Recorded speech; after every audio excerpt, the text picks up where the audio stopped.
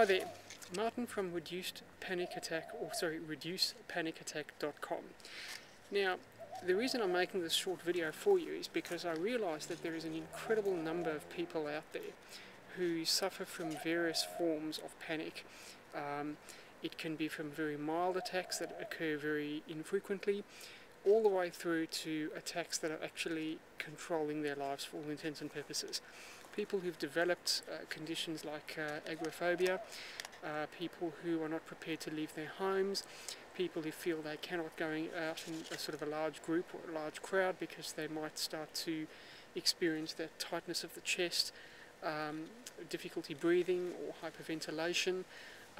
The scenarios, the symptoms are pretty much very wide and very varied.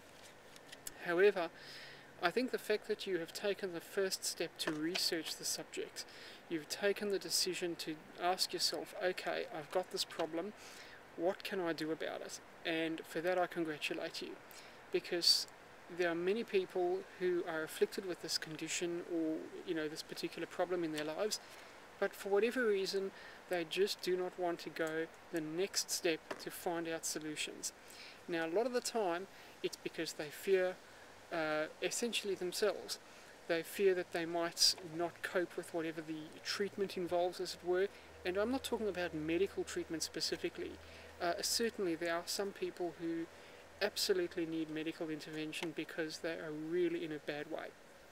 The majority of people are not quite at that level, yet their lives are substantially affected by their various causes of panic, and those are the people that I'm really wanting to speak to today, because most of you have the capacity, you have the ability, and you couple that with the determination to overcome your fears, to overcome your panic attacks, and you can actually live a normal life. I'm not just saying this, I've actually been there. It's not a lot of fun, but I decided one day when I was 21 or 22, enough is enough. It's time to get over this and get on, with my life the way I want it to be. And of course I did a lot of research, I did a lot of reading, spoke to various people, but I found that ultimately it came down to me, and when I had the desire, the genuine, unrequited desire to actually get in there and do what it took, I actually found that I was able to cope remarkably well. There was probably a period of 5 or 10 minutes when I started where the heart's sort of fluttering and you think, like, have I got what it takes, am I going to survive this experience? I'm sure you all know it. The fact is, you do have what it takes and you will get through it. It's actually remarkably straightforward, as long as you've made that decision to get the research, do the reading and make the decision. Now obviously this is all explained on reducepanicattack.com, but I think it's really important, sorry, that's just a bird that have caught my attention. It's really important to recognize that the initial starting phase is about you. It's about you making the decision to actually do something about it. Once you've made that decision, you are then in the driving seat and you can start, making the significant differences that are required to overcome your fears and so on. And all of that information is provided, of course, on the website reducepanicattack.com. I'm going to be producing a lot of videos, one-on-one conversations like this, where I'm going to be explaining some of the research I've done, explaining what I've found when speaking with other people, as well as some of my own experiences.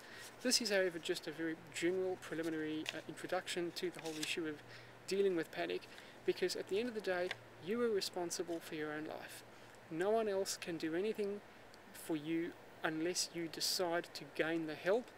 You decide to make the active decision to read up, purchase the courses, or alternatively find professional help if you feel you need to do that. But what I can say is that for many of you, it's simply a case of actually making the decision to read up on the information and take what we call autonomic action. Take your own action. Most of you will actually have what it takes to overcome these issues on your own and within your own self. Certainly there are some cases where medical intervention is required because it's just at such a severe state, but I have found it also is dependent on your own personal determination. Are you just casually looking to see if maybe you can sort of find out a little bit of information, or have you really got the desire that no matter what it takes, you're going to beat this thing? if you're in the latter group where you've determined that you're going to do whatever it takes, and you'll find in most cases it's nowhere near as bad as all of that anyway. So I'm really looking forward to helping you out on this journey, and to find out more information, head over to reducepanicattack.com. Martin here, thanks very much, have a great day, and looking forward to seeing you on the next video.